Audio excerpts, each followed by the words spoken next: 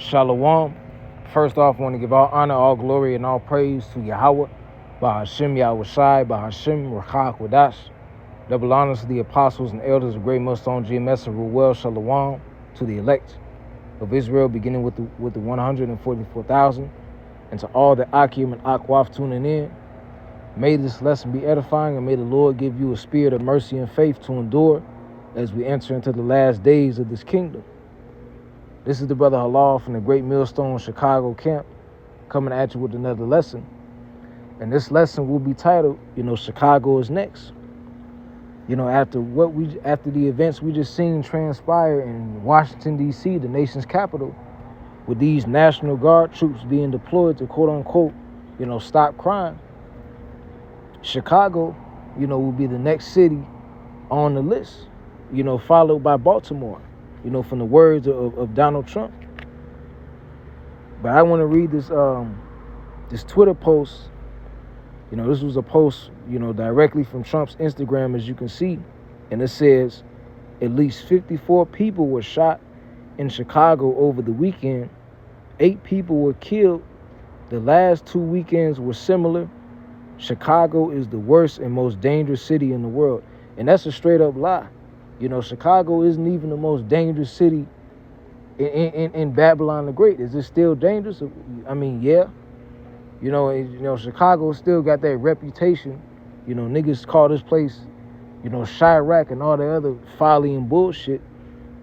But Chicago isn't even the most dangerous city in Babylon no more. I want to pull up this little piece of information. It says St. Louis, Missouri, and Birmingham, Alabama have frequently been cited as cities with high gun-related homicide rates per capita in recent years. And all of these cities are in the red states, man. So this is a blatant lie. One of many lies that this man has told. It says, Pritzker needs help badly. He just doesn't know it yet. I will solve the crime problem fast, just like I did in D.C. Chicago will be safe again and soon make America great again. So, in other words, Trump is going to send these troops to kick ass, man. And put their boots sideways at the asses of you niggas out here. You YNs, you gangbangers, all of you BD, GD, Vice Lord, whatever geographical affiliation you niggas got, Esau's coming to get you. So I want to start this off. Is the book of Amos, chapter 3, and verse 6. And it says, shall a trumpet be blown in the city, and the people not be afraid? Shall there be evil in the city, and the Lord have not done it? And there's been a lot of evil going on, especially in these cities where Jake inhabits. Our people have been doing a lot of, things that are contrary to the ways of Yahweh B'Shem Yahweh Shai. Murder, theft, rape, robbery. And us at GMS, we're not against this, man. Because, us men of the Lord, us here in Chicago, the camps here in Detroit, Gary, Milwaukee, all of these dangerous areas, the men of Yahweh B'Shem Yahweh Shai are sick and tired of dwelling among you fucking monkeys, man. And we can't wait for Esau Edom to bring down that sword upon these niggas, man. Especially these niggas over here. From there, I want to get the book of Isaiah, chapter 10. And I start at verse 5. And it says, O Assyrian, the rod of my anger, and the staff in their hands is my indignation. Salaki, it says, I will send him against the hypocritical nation, and against the people of my wrath will I give him charge. And this scripture, mentioned the Assyrians, but the scriptures are manifold, and it says what? I will send him against the hypocritical nation. And what is that hypocritical nation? Israel. Israel represents that hypocritical nation because they don't want to serve Yahweh B'Shem Yahweh Shai. They want to continue to live a wicked lifestyle, and do all these things that are contrary to the law, statutes, and commandments that the Lord set up for us, man. So therefore, the Lord is going to allow the worst of the heathen, being Esau Edom, in the form of these military troops, to basically slaughter you niggas, man. You know, to do away with the sinners of Israel, man. Let's go to the book of Psalms, chapter 17.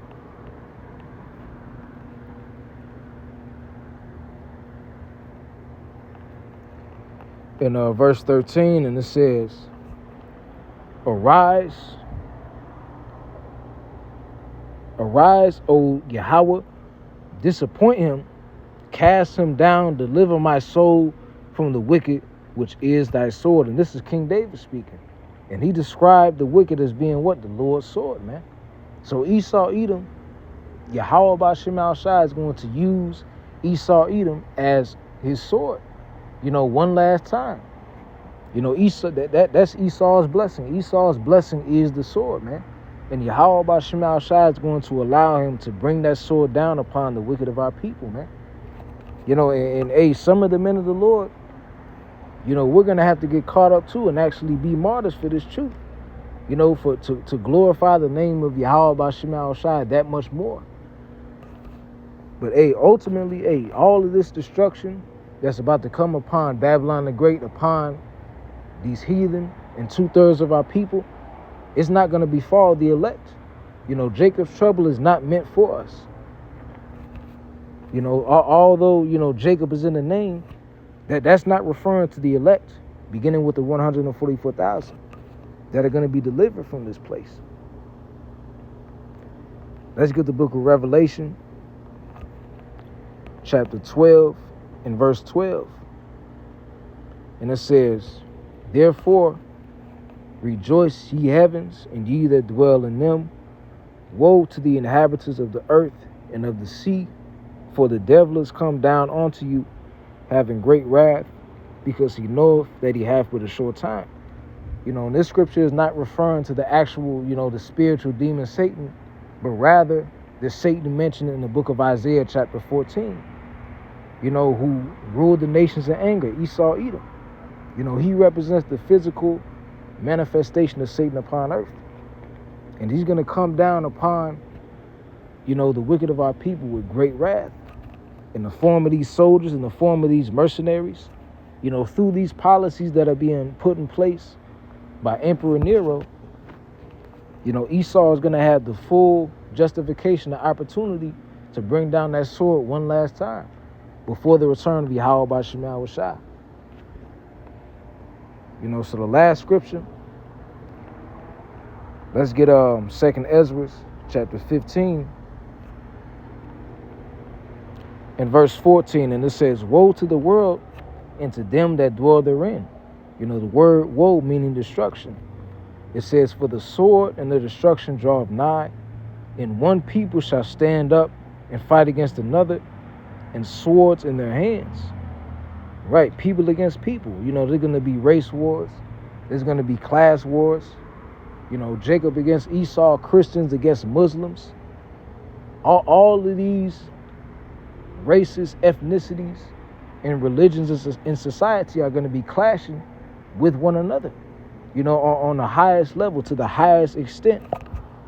Verse 16, For there shall be sedition among men, in invading one another.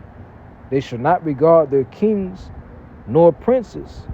And the modern day kings and princes represent the politicians, you know, like the president and the vice president. Those are the modern day kings and princes of today's world in Western society.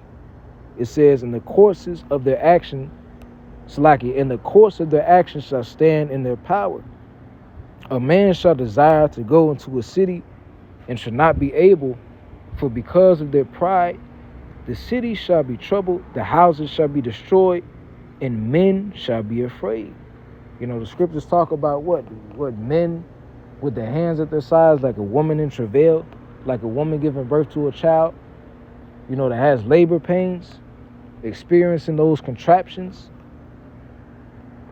Verse 19, it says, A man shall have no pity upon his neighbor, but shall destroy their houses with the sword and spoil their goods because of the lack of bread and for great tribulation. And great tribulation and great trouble and anguish is what's going to come upon Babylon the Great, man. And ultimately, the wicked of our people, who denounce the name of Yahweh Ba'Shem Al Shai and denounce and, loathe and hate the prophets, they're going to fall victim to that great tribulation. And ultimately, they're going to perish on this side. So I hope this lesson was edifying. And with that, I want to give all honor, all glory, and all praise to Yahweh, Ba'Shem Yahweh Shai, Ba'Shem Makakwadash. Double honors to the apostles and the elders of Great Millstone Geometrical Well. Kwam Yasha'Allah, Wa Abba Babal. And until the next lesson.